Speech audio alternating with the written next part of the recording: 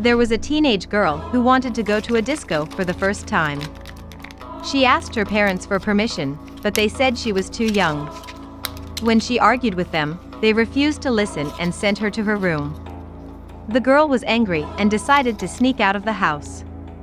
She really wanted to go to the nightclub. She took some pillows and put them under the blankets on her bed, so it looked like someone was sleeping there. Then, she got dressed up, put on some makeup and slowly opened her bedroom door. She could hear her parents talking in the kitchen, so she quietly tiptoed down the stairs and made her way out the front door. When she got home, later that night, she climbed in her bedroom window and found that her bed had been disturbed. The blankets were crumpled and there was a hole in the sheets. There was also a hole in one of the pillows. In the morning, when she came down for breakfast, she didn't say anything to her parents, but they were looking at her strangely. In the evening, her parents went out for dinner. The girl wanted to call one of her friends, but she had run out of credit. She went out to the local shop and topped up her mobile phone. It was getting dark and, on her way back, she had to walk through a park. She was going down a deserted path, when all of a sudden, a masked man jumped out of the bushes and tried to attack her. He had a long iron bar in his hand, and he swung it at her head. She managed to dodge the blow, just in time, and the iron bar whizzed past her ear. The girl immediately fled before the masked man could catch her. She ran as fast as she could, not daring to look back, until she arrived at her front door. The girl's parents came home a few minutes later, and the terrified girl told them what had happened. They scolded her for walking through the park on her own in the dark and told her to be more careful in future. They were still giving her strange looks. The parents told their daughter to take a warm bath to relax and calm her nerves. The girl undressed and got into the bath. She shut her eyes and tried to forget about the disturbing events of the day. Suddenly, the door opened and Mother came rushing in with a toaster. Before the girl had a chance to react, her mother tried to throw the toaster into the bathtub. However, the woman misjudged the length of the wire and the toaster couldn't reach that far. The wire stopped it short and it dropped harmlessly on the bathroom floor. The girl had narrowly escaped being killed by an electric shock. Jumping out of the bath, the girl started screaming at her parents. In that moment, she realized that they had been trying to kill her. Grabbing her mobile phone, she told them she would call the police unless they told her why they wanted her dead. Her mother burst into tears and her father hung his head in shame. The parents sat down on the edge of the bath and tried to explain. It turned out that the girl's uncle, her father's brother, was terminally ill in hospital. He was a successful businessman and had amassed a huge fortune during his long career. He had no children, so when he drew up his will, he decided to leave all his wealth to his favorite niece. When the uncle died, the teenage girl would receive over $1 million. If she died, then the money would automatically go to her parents. The girl couldn't believe what her parents were telling her. She realized that the pair were incredibly greedy and soulless. Infanticide was the worst crime that a parent could commit. She struggled to understand how her parents could be so low as to try to murder their own daughter for money. It was a betrayal that could never be forgiven. The girl immediately packed her belongings and left the house that very night. She booked into a cheap hotel and decided to cut off all communication with her parents. Despite the many difficulties she faced, she tried to make a life for herself alone. She got a job and earned enough money to put herself through university. Although she was very busy, she set aside some time each week to visit her uncle in hospital. In her first year of university, she met a guy in her class who seemed very nice. He wasn't very good looking, but he had an attractive personality. He was kind and gentle and always made sure he was there for her in times of trouble. When she was in his arms, she felt safe and protected. Finally, she had found someone in her life who she could trust. A few months passed and the happy couple decided to get married. They had a modest wedding in a local church and invited all their friends to celebrate the joyous occasion with them.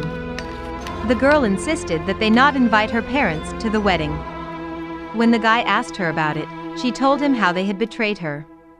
The day after the wedding, the newlyweds went on their honeymoon.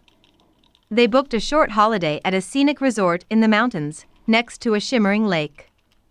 When they arrived, the location looked so beautiful that they decided to take a boat trip on the lake and take in the view. It was autumn and the leaves were falling from the trees. The sun was setting, casting an orange glow across the skies, and the resort was almost deserted.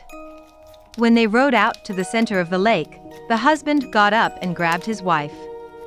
He pushed her over the side of the boat and she tumbled into the icy water with a splash. He grabbed an oar and began beating her over the head with it as she struggled to stay afloat. Eventually, he knocked her unconscious and she sank beneath the waves. Then, he rowed back to shore and called the police, tearfully recounting how his wife had accidentally fallen overboard and drowned. A few days later, the girl's uncle was found dead in his hospital bed. He had been smothered with a pillow. Within a few months, the girl's husband received the $1 million inheritance and he split it with the girl's parents. There was an old couple who had hired a new maid to help around their house. The wife had a huge doll collection, and the maid was expected to dust them once a week. So once a week the maid walked into the room where the dolls were stored and looked at them in disgust. She hated dolls. While she was dusting, she came across a particularly strange doll. It was a talking doll, and it had a cord in the back. The maid was interested and pulled the cord. The doll said, "Hello." The maid pulled the cord again. "I love my mama," said the doll. The maid put the doll back and continued cleaning. A few weeks later, while dusting off the dolls, the maid accidentally knocked a doll over. It shattered as soon as it hit the ground. The old woman heard the sound and went to investigate. When she walked into the room and saw her shattered doll, a very sad look came across her face. The maid saw this quickly and said, "I'm really sorry. I didn't mean to break her. I won't do it again." The old woman looked down at her sad, broken doll and told the maid that she could only keep her job if she promised to be extra careful around the dolls. The maid agreed. The next day, the old couple left the maid alone while they went out to run some errands. The maid was in such a bad mood that she neglected to do her job. While she was sitting in the kitchen enjoying some of the couple's fancy chocolate, the maid thought of a vicious idea. She slowly made her way into the room where the dolls were kept. She thought for a moment about how sad the old woman was about her broken doll. The maid picked up a doll and said, she must really love these dolls, and threw the doll on the floor. It shattered and the maid smiled. She loved the feeling of breaking dolls. Something about the shattering sound pleased her. She threw more and more dolls to the floor. She was still in her doll-killing rage when the old couple came through the door. The old woman ran to her broken dolls. She looked up at the maid with a baleful expression and asked, "What are you doing?" The husband, seeing his wife so upset, immediately told the maid she was fired. The maid collected her things and left in an even worse mood before. She was so angry that later that night she snuck back into the old couple's home. Knowing they would be sound asleep, she crept into the kitchen, found the biggest knife she could, and made her way to the bedroom. The next morning, the maid returned to the house and acted like an innocent bystander and told the police that she worked for the couple. She played the sorry victim that had lost good friends. She told police that the old couple were loving, nice, caring people and she had no idea why anyone would want to kill them. At that point, she slowly walked into the house, saying she wished to make sure no one had hurt the old woman's precious doll collection. When she got to the talking doll, she picked it up and pulled the cord. "Hello," it said. She pulled the cord again, and it said, "Why did you kill my mama?" The maid looked horrified. "What did you just say?" "Why did you kill mama?" asked the doll. The maid stared in shock. She kept pulling the cord. "Why did you kill my mama? She was a nice mama. I loved her very much. Why did you kill my mama?" The maid stared at the doll. She could not believe this was happening. "You killed my mama," the doll screamed. The maid threw it to the ground and ran from the house. The next morning, the maid was found dead in her bed. In her arms was the talking doll. When investigators pulled the cord on the doll's back, it just kept repeating, "She killed my mama. She killed my mama. She killed my mama." This is why you should choose your travel companions carefully. One evening, a taxi driver was driving through the city when he spotted 3 girls standing by the side of the road with their hands raised. They were trying to flag him down.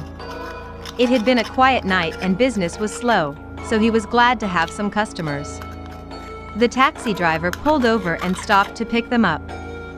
"Where are you girls going?" he asked as they jumped into the back seat. They told him they needed to go to the hospital. One of the girls had a pain in her stomach and she wanted to see a doctor. The taxi driver glanced at the girl and noticed that she was doubled over in pain. Her face was very pale and she was crying. The taxi driver realized it was an emergency, so he drove as fast as he could to the nearest hospital. When they arrived, the taxi driver looked back and saw that the girl was now extremely sick.